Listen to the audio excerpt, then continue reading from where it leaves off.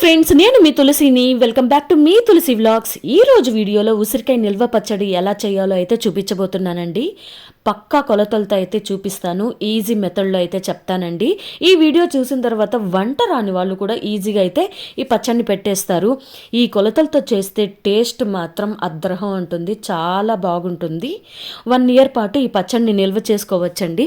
మరి ఇంకా లేట్ చేయకుండా ఈజీగా ఆ ప్రాసెస్ ఎలా చేయాలో చూపించబోతున్నాను. నేను ఇప్పుడు 1 కేజీ ఉసిరికాయలతో అయితే చేసి చూపిస్తున్నానండి. ఇన్ కేస్ మీరేమన్నా 1/2 కేజీ అలా చేసుకోవాలంటే కరెక్ట్గా ఈ క్వాంటిటీని హాఫ్ చేసి పెట్టుకోండి. అప్పుడు అన్నీ కరెక్ట్గా సరిపోతాయి. 1 కేజీ నాటు ఉసిరికాయల్ని తీసుకొని ముందుగా బాగా వాష్ చేసి తడి లేకుండా తుడిచి ఆరబెట్టుకోవాలి. ఉసిరికాయల సైజు మరీ పెద్దది కాకుండా మరీ చిన్నది కాకుండా మీడియం సైజు తీసుకుంటే పచ్చడి చాలా బాగుంటుంది. ఈ ఉసిరికాయలకి ఇప్పుడు నేను చూపించే విధంగా ఘాట్లు అయితే పెట్టుకోండి, 2 లేదా 4.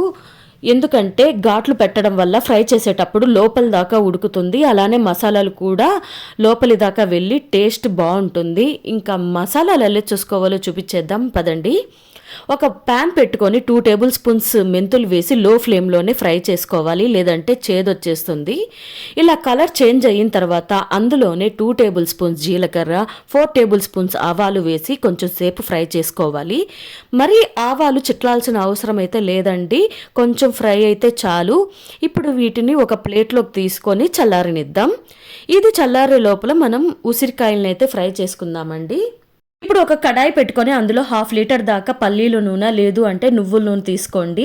సన్ఫ్లవర్ ఆయిల్ మాత్రం అస్సలు యూజ్ చేయకండి, టేస్ట్ అస్సలు బాగుండదు. నేనైతే ఇక్కడ పల్లీల నూనె యూజ్ చేస్తున్నాను. ఈ నూనె కొంచెం గోరువెచ్చగా అయిన తర్వాత ఇందులోనే ఘాట్లు పెట్టుకున్న ఉసిరికాయల్ని కొన్ని కొన్నిగా తీసుకొని ఫ్రై చేసుకోవాలి. 2 నుంచి 3 బ్యాచెస్ లాగా అయితే చేసుకోండి. ఒకేసారి అన్నీ చేస్తే మాత్రం సరిగ్గా ఫ్రై అవ్వదు. లో టు మీడియం ఫ్లేమ్లోనే పెట్టుకొని ఫ్రై చేసుకోవాలి.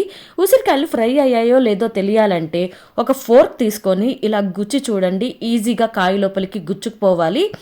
అప్పుడే ఇది ఫ్రై అయినట్టు. వీటిని ఒక ప్లేట్లోకి తీసుకొని అయితే పక్కన పెట్టుకుందాము. అదే ఆయిల్లో ఇప్పుడు తాలింపు అయితే పెట్టుకుందామండి.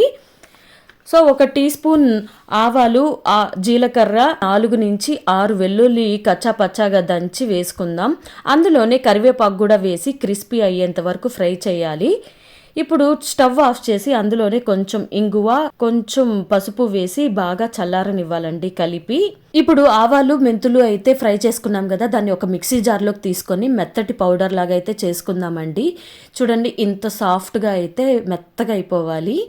ఇంకా అందులోనే కొంచెం సాల్ట్ కూడా వేసుకోండి. నేనైతే 40 గ్రామ్స్ దాకా కళ్ళుప్పునైతే యూజ్ చేశాను. మీరు కావాలంటే మామూలు సాల్ట్ అయినా యూజ్ చేసుకోవచ్చు, ఏదైనా తడి లేకుండా చూసుకోండి. ఇప్పుడు ఒక మిక్సింగ్ బౌల్ తీసుకొని అందులోనే గ్రైండ్ చేసిన సాల్టు, మసాలా పౌడరు, అలానే పచ్చడి కారం కూడా వేసుకోండి. ఒక 60 గ్రామ్స్ దాకా ఉంటుంది. అందులోనే ఒక 20 నుంచి 25 దాకా వెల్లుల్లి రబ్బలు వేసి బాగా కలిపి ఫ్రై చేసిన ఉసిరికాయలు కూడా వేసి బాగా కలుపుకోవాలి. అది బాగా కలిపిన తర్వాత ఇప్పుడు పోపు వేసిన ఆయిల్ కూడా కొంచెం బాగా కలిపి అందులోకి అయితే పోసేసుకొని దాన్ని కూడా బాగా కలపండి. ఎందుకంటే పోపు అంతా కూడా అందులోకి బాగా వచ్చేస్తుంది, కలపకుండా వేస్తే అదంతా అలానే ప్యాన్లోకి అయితే ఉండిపోతుంది. ఇదంతా వేసి బాగా కలిపి పక్కన పెట్టిన తర్వాత పులుపుదనం కోసం నేనైతే ఇప్పుడు చింతపండు యూజ్ చేయకుండా నిమ్మకాయలు అయితే యూజ్ చేస్తున్నానండి. చింతపండు యూజ్ చేసేలాగుంటే అది ఇంకొక ప్రాసెస్, అది నేను తర్వాత చూపిస్తాను. 1 కేజీ ఉసిరికాయలకి 4 మీడియం సైజు నిమ్మకాయలు అయితే సరిపోతాయండి. ఇప్పుడు దాన్ని జ్యూస్ లాగా పిండి ఈ పచ్చడిలోకి అయితే కలిపి ఒక 3 డేస్ దాకా కలపకుండా ఒక మూత పెట్టి పక్కన పెట్టేయాలి. కుదిరితే ఒక్కసారి మాత్రం కలపండి మధ్యలో. ఇప్పుడు 3rd డే అండి, 3 రోజుల తర్వాత ఎలా వచ్చిందో చూసేద్దాం రండి. Ready, 1 2 3 go! వావ్, సూపర్ యమ్మీగా ఉంది. స్మెల్ కూడా అదిరిపోయింది. చూసారా, ఆయిల్ కూడా పైకి తేలి ఎంత బాగా వచ్చిందో. ఒక్కసారి మీరు కూడా ఇలా ట్రై చేయండి. చాలా అంటే చాలా బాగుంటుంది టేస్ట్ కూడా. మీ ఇంట్లో వాళ్ళు కూడా ఫిదా అయిపోతారు. అంత బాగుంటుంది. ఇప్పుడు ఈ పచ్చడి మొత్తాన్ని బాగా కలిపి ఒక గాజు సీసాలోకి అయితే స్టోర్ చేసుకొని ఫ్రిడ్జ్లో పెట్టుకోండి.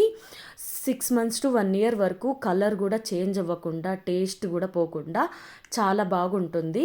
ఇంకేంటి, ఇలా ఒకసారి ట్రై చేస్తారు కదా, ట్రై చేసేయండి. మరి ఎలా వచ్చిందో నాకు కామెంట్ చేయండి. ఈ వీడియో మీకు నచ్చినట్టయితే లైక్ చేయండి, షేర్ చేయండి. అలానే నా ఛానల్ని సబ్స్క్రైబ్ చేసుకోండి. పక్కనే ఉన్న బెల్ ఐకాన్ అయితే టింగ్ మని క్లిక్ చేయండి. Thanks for watching.